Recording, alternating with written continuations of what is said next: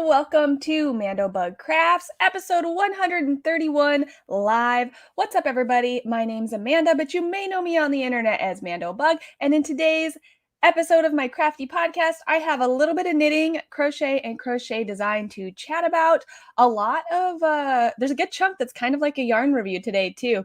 So if you are catching this live, please say hi in the chat. Let me know that you're here. Feel free to comment or ask any questions along the way through this episode. And if you're catching the replay, leave your comments down below and I will get back to you as soon as I can. Looks like I see Catherine with us this morning. Good morning, Catherine. I'm doing pretty good. I'm having a great start to my new year. I hope you are as well. How is your new year going? Not a lot of crafting, but a little bit, enough to talk about today. So I don't have a something I've learned because the few things I've learned I can't share yet. So we're going to jump right into finished objects. And I only have one since I've last recorded a podcast episode. And that is these tiny mittens. So this knitting pattern is called Of a Feather Mitts, and it is available for purchase on Ravelry for $1. It's by Stephanie LaFountain of the Crafty Garden podcast. I hope I said her name right. I've never tried to pronounce her last name before. And these match her sweater pattern that I test knit, which is now available. So these mittens, I used the leftovers from my sweater, which I used Rauma Finull. So this is, it's upside down. This is a Rauma Finull. It is 100% wool. And I believe it's 100% Norwegian wool. It says Norsk ull. So not sure the exact translation, but anyways, it's a 2-ply fingering weight, very crunchy wool that works great for knitting color work, especially if you are going to steek it. It blooms when you block it and it gets softer when you block it. I really like that she included details for how to knit an I-cord to keep these together. So I'm not very likely to lose just one of them. The only thing I don't know yet is how well these are going to work with my daughter, who's 1. They fit her. They've got a good chunk of ribbing before you get into the color work chart. But I don't know. I haven't tried to put them both on her yet to see if she throws a fit or picks them off. So we'll have to wait for one of the days that I take her to the bus stop and it's very cold and see how she handles them. But they match her cardigan so well. Oh, and the other thing about these mitts, the original pattern has striping in the ribbing, but I accidentally knit past it. So it tells you to knit the ribbing and follow the color chart. And I just knit the rows of ribbing without looking at the color chart. And I was like, oh, whoops, I missed the stripes. So I just left them out. But if you haven't seen the cardigan that this matches, this is it. And it is now available on Ravelry. I can't remember how much. I want to say maybe $6 US, I think. And I can share the name. So this is the Of a Feather Mini. And it also I used Rauma Finull garn. And I've shared this off in the past. So I won't go into too much detail on it. But this is now available for sale. And the little mitt pattern matches it. And the mitt pattern only comes in this size, which I think is why it's $1. So I did want to mention that too. Let me catch up with the chat. Good morning. Oh, good morning, Lacey. Good morning, Mocha. What is A? A. Hyatt. Oh, Catherine, I'm so glad to hear your new year is off to a great start. Good morning, Samantha. Cute mitts. Yeah, thank you. I think they turned out really cute. They're nice and long, so they go past her hands. And the circumference is a really good circumference for the size of her hand. She's 1, so probably 1 would be the maximum age for these mittens. Hi, Mandobug and everyone in the chat. Hello, is it Marshall? Is that how you say that?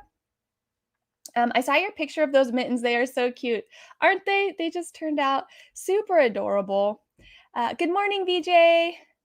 And good morning. Thank you.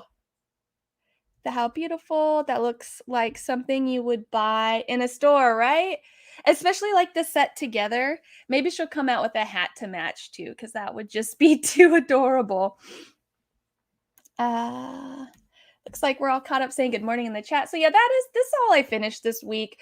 I've been doing some other stuff. Well, let's just jump into that. We'll jump into my works in progress. So I have been working on, like, I've been very garment focused the last couple of months, and I've really been enjoying that. So I've been working on this everyday swing cardigan, which is a new pattern in the works, where I am working on designing a modified raglan sweater that fits the way that I want it to, because I struggle to get raglan sweaters to fit my body very well, especially cardigans. Like pullovers, you can get away with a raglan, but cardigans, they tend to just fall off my shoulders, which is two-part. Part one, because I don't usually make them small enough to fit me, but then part two, the increases come out way too far in the underarm, so the wide neck, the wide underarm just falls off. The crossback's too wide for me generally. So for the everyday swing cardigan, I have custom tailored the increases to the exact measurements that I want for the front and the crossback. They're different. So, and so what that really means is, in a typical top-down raglan constructed sweater, your increase rate at your increased location stays constant, the same number of increases at every increased location. This one is not. It changes right where you need it to when you need it to, which curves that raglan line instead of it being a straight, what do you call that, linear? It's been so long since I've taken a math class. So yeah, instead of it being, it's always backwards. Instead of it being a straight line, it kind of curves with the natural shape of your shoulder, between your shoulder and your front chest, I guess I should say. So I've gotten to the point on this cardigan where I am working on the bottom ribbing. So I think I shared before that I had to rip back, and then I had to rip back again since I've last talked to you, over simple mistakes that I've made. So the first time has to do with these fronts. So it's called a swing cardigan because it's got swing fronts. The front panels are wider than, so with a cardigan, let's say we were going to close it, the closed cardigan would be our bust circumference.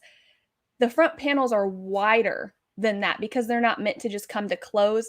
They're meant to actually go across the body so that when you wear it, it hangs and gives you all this extra fabric in the front. So I'll stand up, show you what that looks like. So this is the swing front part of it. I like swing front cardigans because you can use it to hide your tummy, which is what I like to do. Hide that mom tummy. So here's the ribbing that I've got going across the bottom. It's a single crochet in the back loop ribbing, and I'm making my way through the back of the cardigan. So I just have to make my way across before it's time to come back, pick up the sleeves, finish those, and then come back. And I'm also doing a super wide front band for even more fabric in the front, for even to maximize that hiding, cozy possibilities with this cardigan. So why I had to rip back though, I had to rip back because so it is tied to the reason why I ripped back the first time. I'm writing this pattern as I'm following the worksheet. So a little backstory on that. Since I've learned to design using Excel spreadsheets and math formulas, I have been following that spreadsheet to make my sample, and then writing the pattern later. And then I make too many mistakes doing the crossover. So I've actually been taking the Excel spreadsheet, writing the pattern, and then following that so that I minimize my mistakes. So I save money in tech editing because there's less mistakes. And then also I don't have to worry about there being as many mistakes when it gets to testers. So that's the long roundabout way of saying when I wrote it, I did make a mistake from translating the worksheet into the written pattern. I forgot that after I split at the underarms. So if you've never made a raglan, you end up with this like giant circle, and then you skip stitches and save it for your sleeve later, and then you add stitches under the underarm. So when I did all that, I forgot that the front panels weren't done being increased yet. And so I didn't write those into my pattern. So I had to rip back and fix those, which I had talked to you guys about. But what was connected to that I forgot about after I fixed it is how many total rows there are after the underarm. So I had put them after the front shaping from back when I thought the front shaping stopped at the underarm. So I got to the point where I thought I had to make like 30 more rows, and I'm looking at my cardigan and I'm like, this is way too long. Like, what was the total length I put in my spreadsheet? Because there's no way, something's wrong. And so that's when I found the mistake that I was counting from here instead of here. And I had already worked most of those rows. And so I ended up having to rip out like 7 or 8 rows in length and then start the ribbing. So just like minor errors. It's so easy to make mistakes, especially when you're a stay-at-home mom like me, and I'm also wrangling 3 kids. It's very easy to make those mistakes. So let me catch up and then I'll talk about the yarn a little bit. I know I've talked about it before. So um, Michelle's asking, Nisi, how's your weather? Hope you're staying warm and safe. I agree. Hi, Jabines. Thanks for joining. She's actually finishing up a test crochet for the ice cream party Cardi, which I'm going to be talking about that a little bit later. Good morning, Isella. Thanks for joining. I'm bringing you guys to work with me this morning. Oh, I feel very special. Wait, what are you doing working on a Saturday? That sucks. I'm looking forward to making this cardigan. Yes, if it turns out the way that it should, I think you guys will love it just as much as I do. I want to make this cardigan now. Gee, I love it. The fit is based on the fit of one of my favorite store-bought sweaters, where there is just a ton of front panel in both the panel and the button band. And I would always just wear it and hide in it. Like, that's my comfort zone. Girl, yes, it super sucks. Yeah, I'm sorry about that. Hopefully you're getting paid extra time to be working on a Saturday. So yeah, the yarn real quick. I had to order more, but not as much as I thought I needed, right? So when I had to rip back, it's all wound around the outside of this cake here. So it won't be as much yarn as I thought I would need considering that mistake, but I still am going to run out. I only have these 2 and a little, oh no, I still have another skein left, but I have the rest of the ribbing, both sleeves, and very wide front panels. I'm talking like, I don't remember the number off the top of my head, but I want to say it's at least 8 inches wide. That's going to go all the way around the front and the neck. So I ordered more. It's at the yarn shop, and I haven't decided if I'm going to have them ship it to me or if I'm going to drive up there and get it, because we've been having crazy weather here in Washington. Back on Christmas, it snowed, and then it snowed for a couple more days, and it started letting up, and then it snowed again, and now all that snow's melted and it's flooding. Like, it's been a mess here, and I haven't really wanted to travel anywhere. But this yarn is Stardust Fiber Studios. Do I have a tag in here? I don't. Stardust Fiber Studio Delphinus Sport, which is 100% superwash merino sport weight. It's so soft. It feels like it has cashmere in it. It's amazing. It's a custom colorway that's exclusive to a local yarn store to me called The New Knittery, and I have it linked down below. You have to order it through their shop to get this colorway, and they also have like 5 or 6 other exclusive colorways that are really pretty, but it's not on their website, so you have to call or email to place a custom order with them. But yeah, so this is this cardigan, and I'm really excited to keep working on it and getting it done, because I really do think this is going to be an everyday cardigan for me, and I'm going to want one in another color too. Like, I love my oranges, but I'm going to want something, I'm probably going to want a black one, to be honest. That's what color the store-bought version is. So the only other work in progress I have to share, because I'm also working on a magazine design, that's what a lot of my attention has gone to this week, is a magazine submission. I have a couple more weeks before it's due, and I'm just kind of testing and tweaking the pattern here and there, but it's taken up a majority of my time, and I can't share that with you, which is a bummer. But I also swatched all of the yarn from last week's Hobie yarn haul that I did live. So I've got all these swatches, and I'll go ahead and share what they are and what I think of them. So, if you didn't catch last week's live, this entire yarn haul was to find a suitable yarn for an adult version of the Ice Cream Party Cardi. And I have that one here just in case you haven't seen it. So, this is the 6-year-old size that I made for my 6-year-old. And then I also, for the tutorials, made the 2-year-old size for my 1-year-old because that's what size she wears. So it is a seamed, modified drop shoulder sweater with shoulder shaping. And I'm super excited to be able to try this on because I've never made a sweater that's been constructed like this for myself. So that is the sweater that I'm going to be turning into an adult size. It calls for worsted weight. It calls for a discontinued yarn by Lion Brand, which is their ice cream cotton blend. I got it in a Lion Brand mystery box, but you can't get it anymore. So for the adult version, I'm going with something that you should be able to get your hands on. And I wasn't quite sure which one. So let's go ahead and pop through all of these. I thought all of them would be suitable options for this cardigan when I placed the order for them. They're all worsted weight, just like the ice cream cotton blend. I used a 5mm crochet hook for all of the swatches because that's what I used for the children's version of the pattern.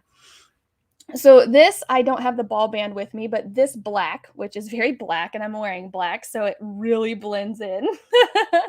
This is a Hobie Acrylic XL, their Black Friday yarn. And so this swatch, and I actually have 2 black yarns, and they turned out very differently. So here's the black swatch. I do like the way that the yarn swatched up, but it does have a little bit more of an like traditional acrylic feel. So I wasn't quite feeling it. It doesn't have as much drape as I was hoping to have for this cardigan. So I decided that this one isn't going to be the right choice for me. But it does feel like it would be a good hardy, hard-working acrylic. I didn't have any issues working with it. It has a high twist, so it wasn't splitty at all. And the swatch seems to be holding up decently well and not pilling too much. So overall, I don't think it was a bad yarn to work with, just not what I'm looking for this sweater. The other black yarn that I swatched is, and so it was 100% acrylic. I told you it was acrylic XL, but it is 100% acrylic. The other black yarn that I worked with is not acrylic. It is 70% wool, 30% polyamide, which is like nylon. And this is Raggi traditional Nordic sock yarn. And I really like this one. It is a tougher and heavier, denser wool. It has the drape that I would be looking for in a sweater. And this would be a great option, but I didn't love it as much as I loved some of the other yarns that I swatched with. But I would definitely be up for working with this yarn again. It's very much like the Hobie XL in appearance when it comes to like number of plies, high twist, but you get a different feel because it's wool and nylon. So it's more the feel that I tend to gravitate towards, and that drape is there. So definitely will keep this yarn in mind for a future project because I did enjoy working with that yarn when I swatched it up. Let's see. Let's go for the purples. The next yarn that I swatched up is Hobie Winter Glow.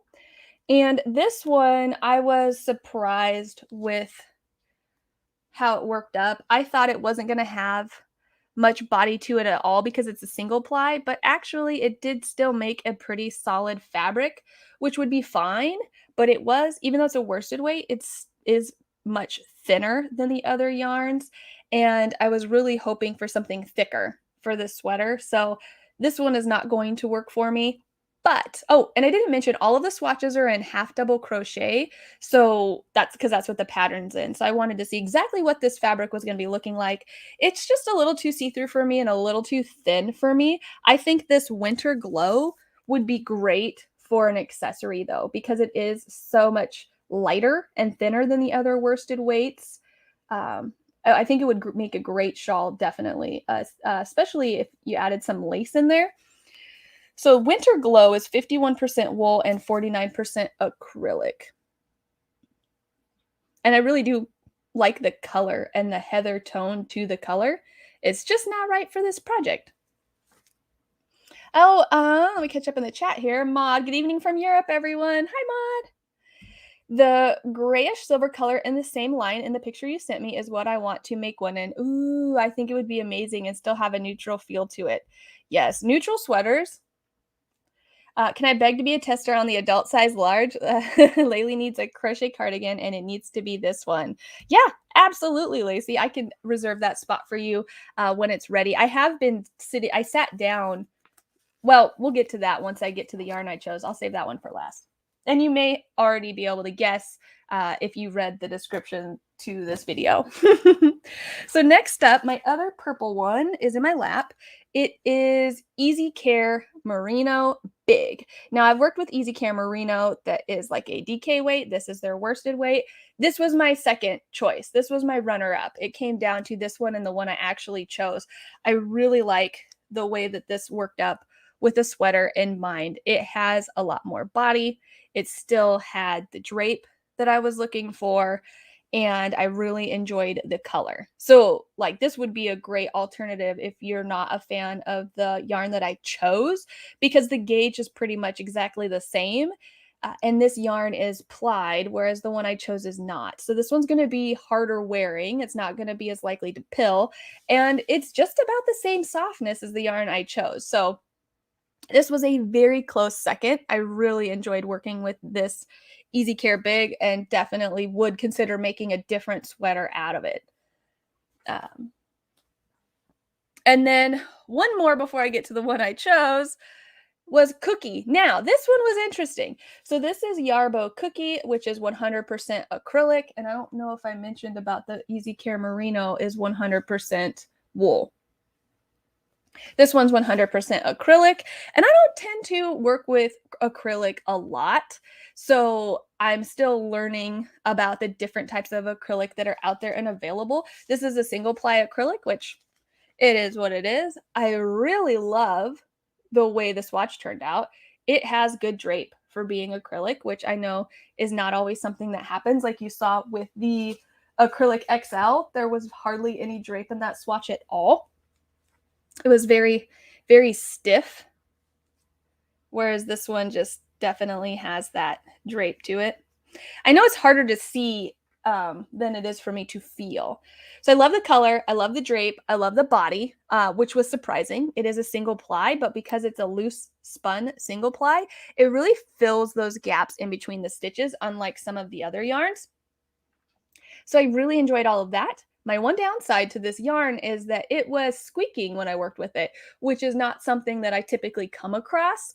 But it may have just been the hook that I was working with, because I get used to being able to use whatever hook I want that I own, and it's not a problem because I don't typically work with acrylic. But this one did get squeaky on me. For all of these swatches, I used my Boy ergonomic hook, which I just bought a couple weeks ago.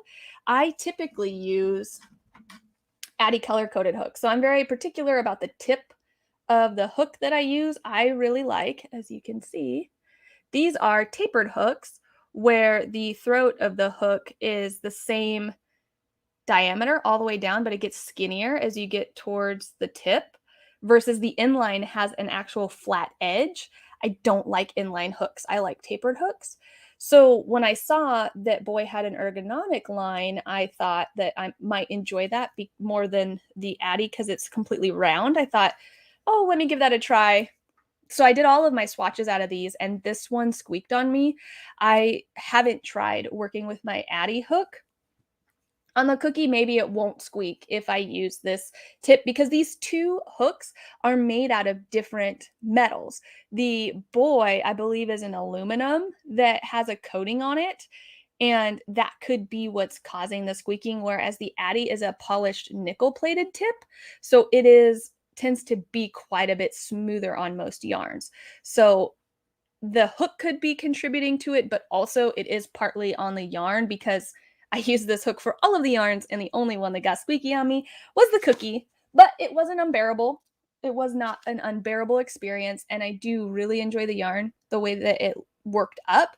So it's more of a note for people who really are adverse to the squeaking, especially because this type of squeak that it produced, the combo of the hook and the yarn, it wasn't very loud. It was a very sensual thing. It was like I could feel it squeaking by, and that I know is the problem for some people more than others. Lacey, I am so sad about the cookie squeaks. I really want to see if the nickel hooks can kill the squeak.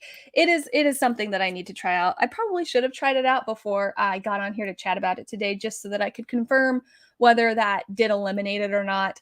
I'm sorry, I did not do that in advance. So that leaves the yarn that I chose. No surprise. This was the yarn that when I received it, I immediately was like, yep, I can just tell this is going to be the yarn I want to use for this design. So I named the Ice Cream Party Cardi after the yarn, ice cream cotton yarn. So I'm going to name the adult version after this yarn I'm using, which is called Tweed Delight. So this is Hobie Tweed Delight. I don't have the tag on me, but I want to say it's a wool viscose blend from what I remember. There may be acrylic in it. I can't remember completely.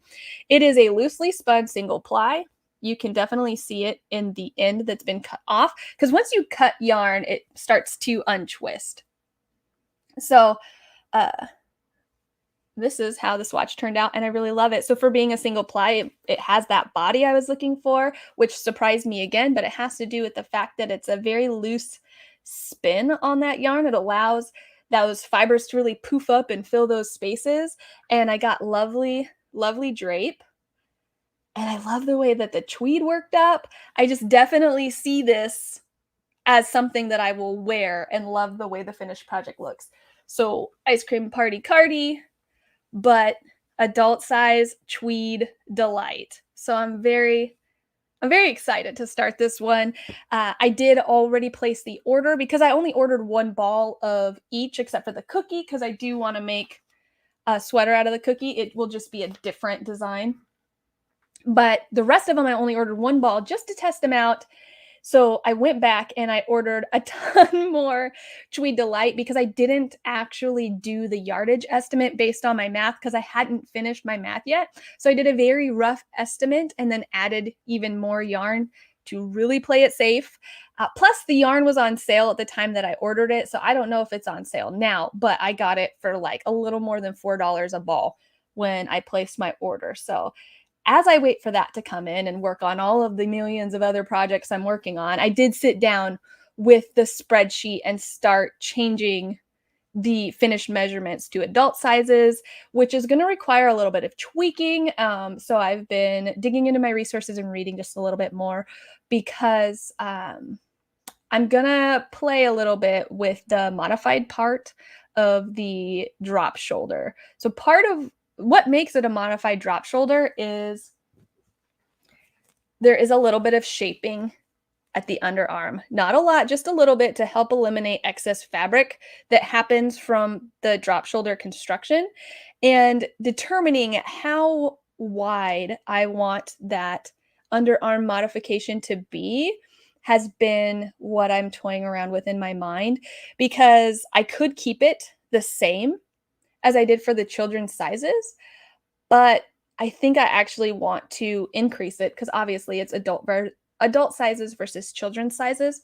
The biggest change that that's going to do for this design is it's going to pull the sleeve more up onto the shoulder, because what happens when you do this underarm cutout, it makes it less of a drop shoulder. It also decreases your crossback. So that cuts into your crossback width, which is going to help give you a snugger fit on your back, which is important for cardigans. Like I mentioned before, my biggest issue with cardigans falling off is that there's no shoulder shaping and the crossback is too wide. So this is going to help hug the crossback. Plus there's the shoulder shaping. It should be a very well fitted cardigan at your top so that it stays on and that it's comfortable. But it does have 2 to 4 inches of positive ease at the bust and then that's the same length all the way down. So that should help if you're not wanting something form fitted around your body. Just things that I'm thinking about and working on as I consider how to create the adult version of this cardigan and make it something that is going to fit well and that I will be happy with. The other thing I've been considering is how many buttons do I want there to be on the cardigan? How far apart is too many rows apart? Because I also don't want it one of those things where it can bulge open. So I'm testing and tweaking, and then once my yarn gets here, I can start on the sample of it. So that is all of my works in progress for this week. Lacey, me, I am some people. I know you are definitely squeak adverse. You should totally name the adult version Ice Cream Delight. That is not a bad idea. I didn't even think about that. I think that is actually, that might be better than Tweed Delight because it ties the two together so that you know that it's the adult version of the Ice Cream Party Cardi, but it's not the exact same name because they will be different enough that I don't want it to be like mini and adult version. Mod, I love that white tweed. I do as well. I'm a sucker for white tweeds. So I am delighted with Tweed Delight, and I'm excited to go forward with this design. So moving on to Let's Chat. That is all the crafty stuff I have to talk about this week. So we'll go on to the chatty part of the episode, which we get to chat for a lot longer than usual because I didn't have as much to share this week. So how has your guys' week been? What are you working on? Let me know. For me, I showed you what I'm working on. So as far as how has my week been, I actually made a very big decision that I had been thinking about making for a little while. So you guys might not know, but almost 2 years ago, or maybe almost 3 years ago now, it's been a long time. I think it might have been 3 years ago. I used to have listings on Etsy for spinning people's dog fur into yarn. And it usually takes a while to collect yarn off of a dog. So most of my orders were for just like 2 hanks of yarn. I ended up getting an order that was over 2 pounds of fur. And I didn't ask the right questions when I took the order to realize that's how much that I was going to be asked to spin because I had taken enough orders. I just assumed it's going to be like 2 hanks, like normal. You should have seen my face when this box showed up at my door. It was like, 2 pounds of dog fur. Dog fur doesn't weigh a lot. So it takes up so much space. I had been working on this order, and at the time that I took it, I was not employed full time, but I ended up becoming employed full time in a management position, and that's when the dog first showed up. And so I was like, wow, I really don't have time for that much. And I had reached out to the woman and expressed like, oh, I didn't realize this was this much, this is going to take me a while. Bear with me. So I started working on it. I gave her a pretty heavy discount, especially for the first batch, because the first batch took me the longest to get out to her. And then I got into a rhythm of working on it. And then about halfway through, I'm like, I just cannot find the time for this. I tried to send it back to her, and she's like, no. However long it takes, I'm willing to wait. I'm willing to pay. I really want you to be the one spinning this fur. So I said, okay. And I just kept chipping away at it whenever I could find the time. And more recently, I've gotten down to the last batch. So I spin 50-gram hanks on my wheel, and I had been sending her 6 hanks per batch. This last batch was more like 9 or 10 because it wasn't enough to break it up into 2. I was going to do it all at once. I got it all blended, but I have a 1-year-old now, which back when I took this order, I didn't have her. I wasn't even pregnant. So it's been nearly impossible to get behind my wheel with my 1-year-old. And so I finally just shipped it back to her. And that has been a giant relief. And I made sure, this is one of those things that if you sell your creations, it can be difficult to say no. For some people. And I'm one of those people. I have a hard time saying no. And having tried to send it back already once and being like, okay, fine, you're willing to wait, I guess, as long as you don't care how long it takes, I guess I can do it. this was finally like a no, a hard no. And that's mostly because I really can't get behind my wheel. I've been trying to get behind my wheel, but moving parts and a 1-year-old, it really just does not happen. And I knew this back from when my older two were little. I hardly spun until they were older than 3. So I finally shipped that back this week, and I wrote a long note, just letting her know luckily, like up to this point over the last several years or a few years, I guess, I have spun a lot. I have spun more for this customer than I think I've even spun for myself because I'm splitting the dog for 50-50 with wool, and she sent me 2 pounds. So I've spun at least 3 pounds of that, which is a lot of hand spinning, and I'm carding it all. It's a ton of work, which I do feel adequately compensated for, but still, it's been a ton of work. So I just let the customer know I was able to do as much as I could for you up to this point. Hopefully, you've been able to enjoy the yarn. It's well more than enough. I mean, I didn't say this in the note, but it is well more than enough for the customer to have made at least a sweater, if not an entire blanket. Like that is how much that I spun. But then I also shared contact information for someone I know that spins dog fur and said, hey, it's blended with merino and ready to spin if you want to send it to another spinner. I know this other really experienced spinner. So that was just a huge relief to get off my plate this week. Let me catch up with your guys' week, and then I'll tell you about the other thing that's been going on with me this week. I'm putting off sewing together my Isabelle Amigurumi, the hardest part of amigurumi for me, and looking into buying a yarn swift and winder. Oh, so amigurumi, I don't like the fiddliness of it. So it will be like far and few between that you see me making something amigurumi, and I probably don't see myself ever designing anything amigurumi. I don't like how tight your tension needs to be so that the stuffing doesn't show through. It hurts my hands. But then also, I am not a fan of seaming it all together because one wrong seam stitch can make it just look so bad. So I feel for you. When I do make amigurumi, I put off the seaming to the very, very, very end.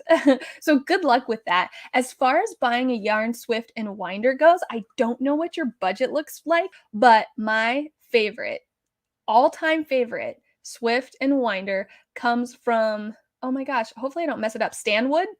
I'm pretty sure that's what it's called, Stanwood. And I used to work at a yarn shop. We had an electric winder and a really expensive fancy swift that was great, but I don't think they sell it for like personal use. It's very much a commercial swift and priced so. But so I've worked with a really nice electric ball winder and swift. I've worked with the cheaper versions like Knit Picks, and then I've also worked with a range of in between ball winders and swifts. What typically happens with umbrella swifts, I'm not a big fan of umbrella swifts because to be able to adjust to the width of your hank of yarn, they slide up and down that pole and there's a stopper. And I found with excessive use, there's like a coating around that pole. It usually wears off, and that the part that spins around the pole eventually starts to get wobbly, squeaky, or not want to stop in place. And if that doesn't hold in place and it falls, you lose your circumference of your hank and it's going to tangle. I just haven't found an umbrella swift that like really lasts in the long haul. So I like the swifts that are the crosses with the holes in them. I don't know what the name of that style of swift is, but they're like 2 long poles, and I got the one I got from Stanwood in a bundle with their ball winder. But you place them on top of each other, they make an X, and there's holes, and you put little pegs in the holes to make your circumference. Those are not going anywhere. I've had the best experience with that as a swift for home personal use.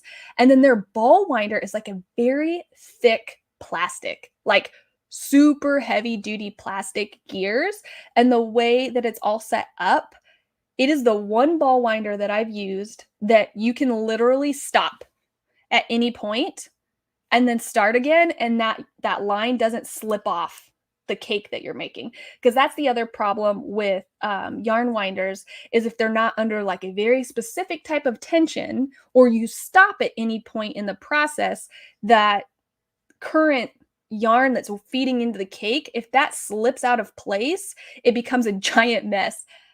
My kids can use my Stanwood ball winder and it does not tangle. Like it is I could go on and on about how much I love this, but it is an investment. It is pretty expensive just for the ball winder. I think you save a little bit in the bundle of the ball winder and the Swift. I got mine directly from their website, but I do think some yarn stores carry them as well. But that is my recommendation. If you have it in your budget or you're willing to wait and save, like I have a feeling that's all I'm ever going to use. I wish you could see my face. LOL. I didn't realize it was 2 pounds. Yes, 2 pounds. I sent over, boy, I want to say I sent at least 6 batches of 6 hanks of yarn. So, I mean, we're looking at probably over 40 skeins of yarn that I spun and sent, and I still didn't even finish it all. Who has that much duck fur? It was an Alaskan Malamute, so they're big dogs. They're very fluffy, and you can just shave their fur off because it's so long. So that's how they ended up with that much. It was a 2-part. I was not asking the right questions, and they were not necessarily forthcoming with the amount that they were looking to get spun. Wow, what an amazing accomplishment for the dog. Thank you. Yeah, I am glad. Whew, it's done. It's done. I'm gonna wash my hands of it. I have been listening, knitting on a scarf. I like the white tweed. Oh, well, thank you, Isabelle. What scarf are you knitting? Is it a pattern or a plain one? Something you're making up?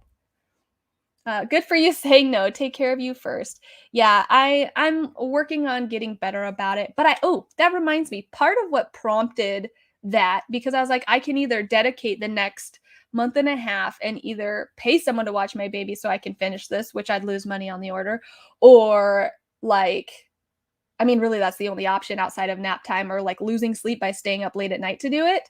And it just didn't make sense for me.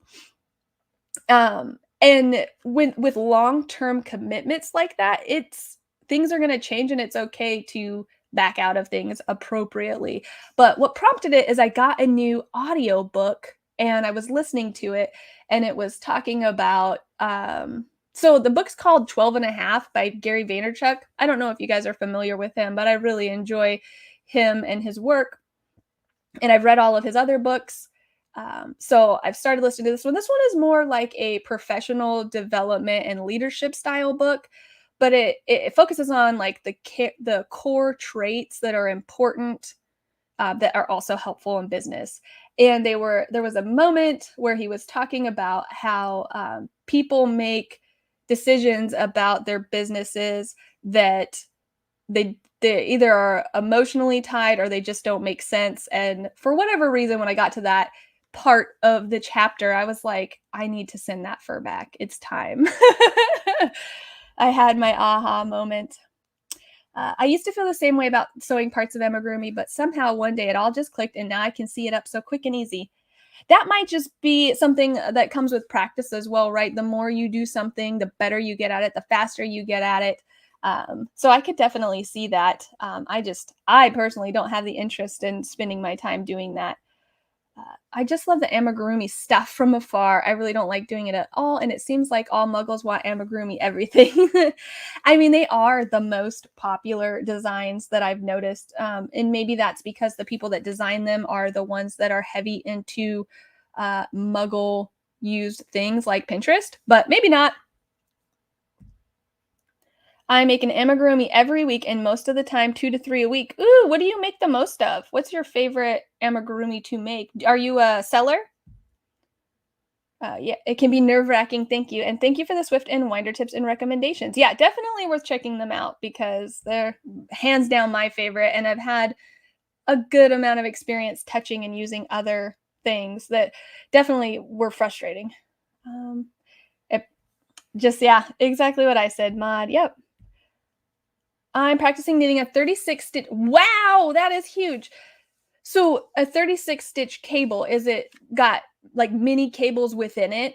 Not many like MANY, but mini as in small.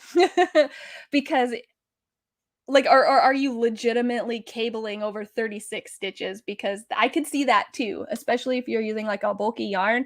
I remember a couple years ago, it was super popular in Vogue knitting. Like all the rage was bulky knits. And like people were coming into the yarn store I worked at the time looking for um, beyond super bulky. What do they call it now? Is it jumbo? The Craft Yarn Council created that whole new weight of yarn for jumbo yarn. And we had people coming in looking for yarn in that weight to make these big knits. So I could also see it being a legitimate 36 stitch cable, but also mini cables.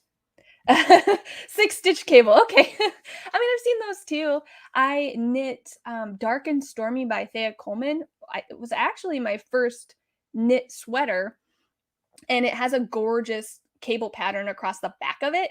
Um, and I don't know how many stitches it was, but it was basically your full back panel that had 2 cables up the side and then a wider cable pattern in the middle. And it was absolutely gorgeous, really fun to knit, just too big for me, so I don't wear it as much anymore. I used a really yummy wool for it too. I used Targhee worsted. Who makes that yarn? I can't remember the brand of that yarn right now, but it's called Targhee worsted, and it was so yummy. I need to get more Targhee yarn. I do sell them and make whatever customers ask. Doll, bears, rabbits, working on nuggets, and elephants now. I've made several dinosaurs. Well, that's amazing. Being able to make money doing what you love, that is the dream. So that reminds me, talking about Targhee, what I've been doing this week also, Monday, we toured 3 other houses. So back before Christmas, I mentioned to you guys that we were interested in a farmhouse. Right after we toured that house, somebody put an offer in, and so we're not in an area to be able to compete at the price of the farm, so we just kind of backed out. And we toured 3 other houses, but none of them were for us. So we're still just keeping an eye out. We're looking for a place with land. So even if I can't have a full-sized farm with lots of sheep, I can still have a small herd, a small handful of sheep. So we're looking at least over an acre. All 3 of these places had that, but the homes weren't quite right. I've never been house shopping before because this house that I own now was like really the only one that I could get into. So it wasn't really much of a choice. But now that I have kind of a budget to work with, finding the location, the right house, the right lot at the right price, it's really just like waiting for that perfect combination to fit your needs. And these 3 places that we saw just didn't quite have it. Some would have the right place, but not the right land, but not the right price, or the right price, but not enough rooms, because that's the other thing. We need a certain number of bedrooms. So we're keeping our eye out, but we did hear back that the farm, the people that put in the offer, backed out. So that one's still up on the table. So we're seeing if that one's still potentially a possibility for us. If not, we'll wait. I live in a small town and I want to stay in this town, and it's full of farmhouses. So it's just a matter of waiting for people to put them up for sale. So that is what we're waiting on, and we're in no hurry. So we'll see. Maybe the farm, maybe a different farm. We shall see. But that reminded me of the Targhee, because when I was dreaming of getting that farm that can have a lot of sheep, I was dreaming of what type of sheep that I would own. And I would like a sheep breed that is one that is bred for their wool as well as their meat. And Targhee, I don't think was one that was super high on the list of bred for meat, but I do really enjoy their wool. But so far, my favorite sheep possibility to think of, and I'd have to be very particular about where I got the sheep, because their wool does come in a very wide range of coarseness or fineness. But I have worked with this breed before and really enjoyed the wool, and that is Jacob. And they're really cool looking. So if you've never seen a Jacob sheep, they look kind of like cows, but sheep with horns, and they have really cool looking horns. Some of them even have like 6 horns, but they're primarily white with brown spots, and the brown can range anywhere from like an orangey reddish brown to like a very deep, almost black brown. They're just so cute, and I loved working. I got a fleece off of a Jacob named Dingo, who was somebody's pet, and I was super surprised by the quality of the wool, and, like, I thought that it was gonna be super scratchy and not desirable at all, but I really enjoyed it. So I could see myself owning Jacob. The other top contenders that I've been thinking about have also been Rambouillet, but they don't look as cool. And there was another one. I can't think of it right now. But yeah, so that is basically everything that I've been up to this week. Unless you guys have anything else to talk about, I might just cut today short because that is everything that I wanted to talk about. Have you guys set any crafty New Year's resolutions? Are you looking to learn anything new? I think I asked that last week, though. I know Maud is doing socks. Have you heard of California Red? I haven't. This is a type of sheep. Let me see if I can pull it up on my phone. California Red.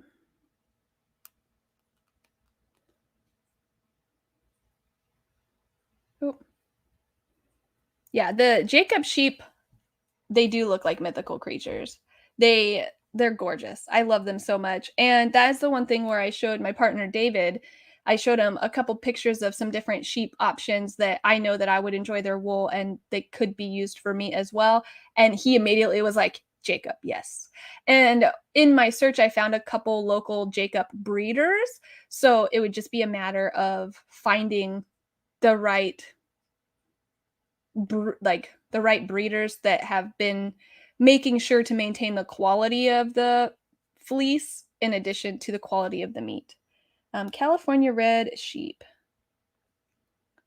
Because, of course, when I looked up California Red, the first thing that came up was wine. Oh, those are cute. They do. They have a very reddish brown face and neck, and then their bodies are white. They're adorable. And honestly, they don't even look that big. Because that's the other thing too, especially if we don't get the big farm that's almost 7 acres. If we get something that's more like 1 acre, you can have a couple more if the sheep are smaller. Like my mother-in-law owns Shetland. They're pretty small and they don't require as much land as some of the other ones. Oops. I ordered sanctuary wool and loved the fiber. So the California Red, huh? I'll have to look into that one some more because they are adorable.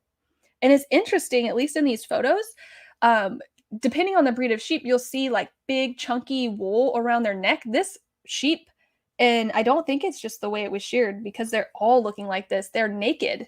There's no wool around their neck, which is fine because that wool, at least in my experience, when I have skirted the fleeces I have, it gets torn off. Depending on the way that the sheep are cared for and how they eat, if they eat above each other, their necks get littered with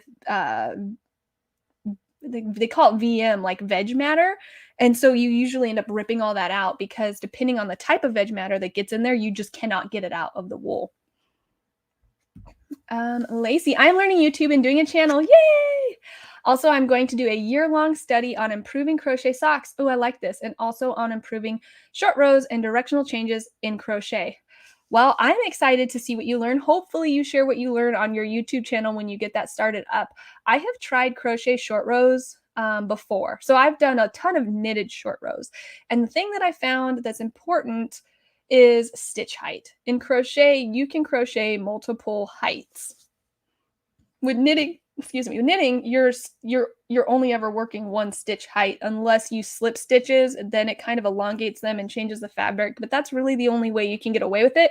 And you can really only slip a stitch one time before it gets too stretched out and ruins the fabric.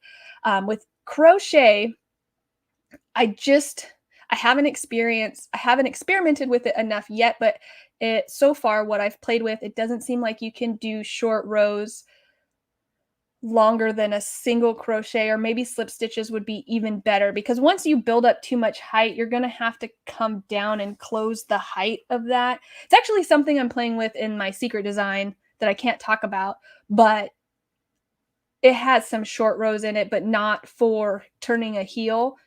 And then I have to close the row ends. And that's what I've been tweaking and adjusting because I'd never really done anything like that before. But yeah, there's definitely some areas for experimenting and learning and trying out new things.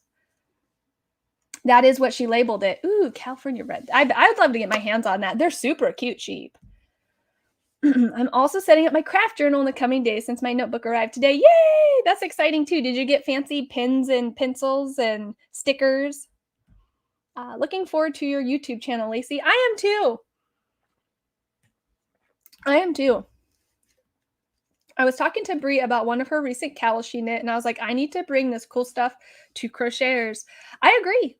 I agree. Absolutely. I am excited for the future of crochet with the number of people that are learning to knit and crochet, but also enjoy crochet and not just focus on knitting, because there are things that really take knitting to the next level that I don't really see applied to crochet. And I think it's starting to get there.